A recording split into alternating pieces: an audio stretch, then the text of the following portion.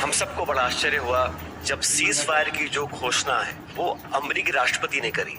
ये शायद पहली बार हुआ है कि इस प्रकार की सीज फायर की घोषणा सोशल मीडिया के माध्यम से अमेरिका के राष्ट्रपति करते हैं। 1971 में भी जब युद्ध छिड़ा था तो अमेरिका ने कहा था कि हम बे ऑफ बंगाल में अपना 7वां बेड़ा भेज रहे हैं। We will deploy the 7th fleet.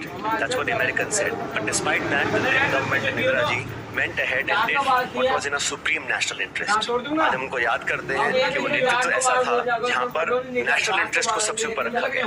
No third party involvement will be accepted. It is a bilateral issue and it is युद्ध छिड़ा था तो अमेरिका ने कहा था कि हम बे ऑफ बंगाल में अपना 7वां बेड़ा भेज रहे हैं। We will deploy the 7th fleet. That's what the Americans said. But despite that, the then government in Indira ji went ahead and did what was in a supreme national interest.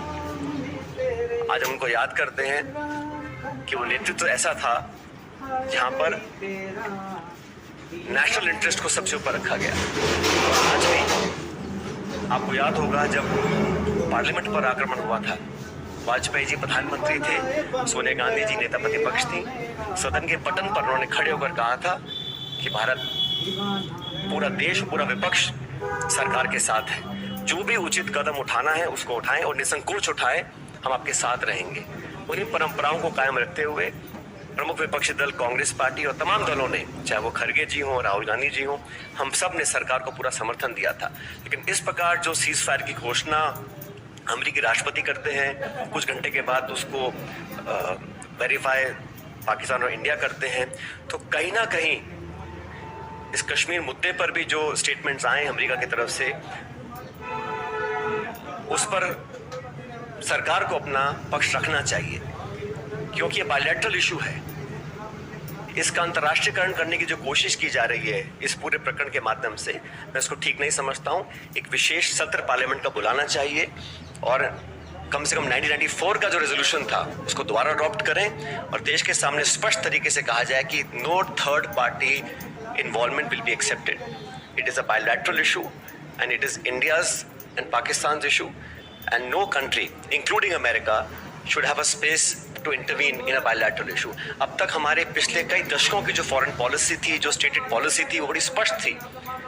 उसमें कहीं mediation का, negotiations का, third party involvement का कोई scope ही नहीं था, चाहे कोई प्रधानमंत्री हो, कोई सरकार हो। लेकिन जो अमेरिका का स्टेटमेंट आया है उस पर इन सारी चीजों के ऊपर एक सवाल उठना लाजमी बनता है। इसलिए मैं इतने अपील करूंगा कि ऑल पार्टी मीटिंग सरकार को बुलानी चाहिए तुरंत प्रभाव से।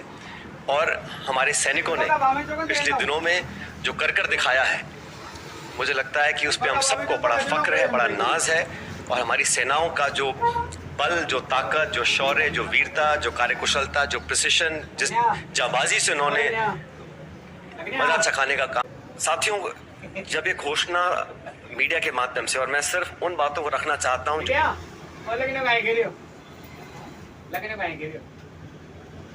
पब्लिक डोमेन, काफी कुछ ऐसी बातें हैं जो हम सबको जानकारी में नहीं है, लेकिन जो पब्लिक डोमेन में है उसको देखकर लगता है कि बहुत से सवाल खड़े हुए हैं।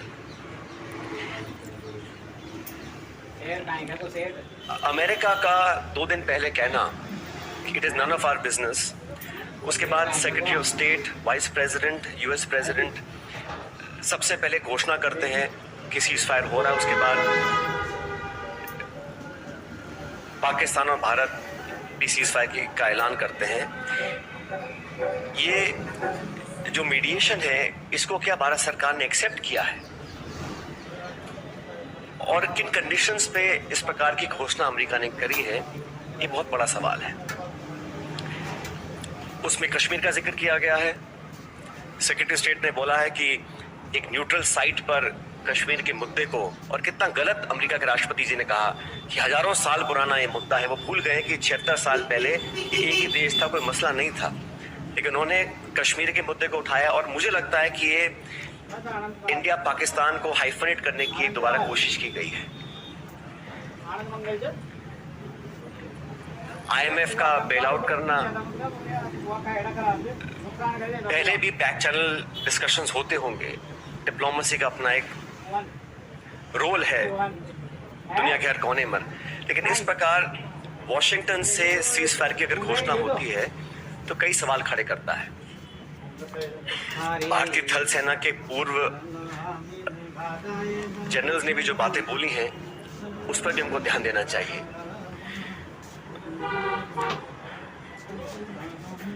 मैं मानता हूं कि सीज फायर की घोषणा के बाद जो कल बॉर्डर पर लगातार वायलेशंस हुए, गोले दागे गए, ये उस विश्वसनीयता को खत्म करता है। अगर सीज फायर हुआ है, अनाउंस हुआ है, दोनों पक्षों ने डीजीएमओज ने बात कर सीज फायर की घोषणा करी है, उसके तुरंत बाद रात भर जो खबरें हमें देखने को मिली हैं उसमें निरंतर वायलेशंस हुए हैं सीज फायर के। इसलिए मैं मानता हूं कि हम लोगों को एक ऑल पार्टी मीटिंग बुलानी चाहिए भारत सरकार को, और जो पिछली 2 मीटिंग्स में नहीं हुआ वो इस बार करना चाहिए। प्रधानमंत्री जी को इस ऑल पार्टी मीटिंग में आना चाहिए और पूरे देश को कॉन्फिडेंस में लेकर सभी दलों को, क्योंकि सभी दलों ने अपनी विचारधारा को परे रखते हुए समय पर भारत सरकार को संपूर्ण समर्थन दिया था, और जो ऑल पार्टी मीटिंग्स बुलाई गई उसमें प्रधानमंत्री जी नहीं आ पाए थे। तो एक और ऑल पार्टी मीटिंग बुलानी चाहिए जिसमें वो सबको कॉन्फिडेंस मिले, सब पॉलिटिकल पार्टीज को और देश को कॉन्फिडेंस मिले कि सीज फायर हुआ है, किन शर्तों पर हुआ है, और अगर सीज फायर की घोषणा के तुरंत बाद रात भर पाकिस्तान गोलाबारी कर रहा है, सरहद पर मोटर फायर कर रहा है, तो उनकी विश्वसनीयता पर कब तक विश्वास किया जा सकता है, और क्या गारंटीज हैं कि भविष्य में इस प्रकार की घटना को अंजाम नहीं दिया जाएगा। क्योंकि पाकिस्तान की सेना, पाकिस्तान का पॉलिटिकल सेटअप इस देश से बहुत फर्क है, तो वहां पर क्या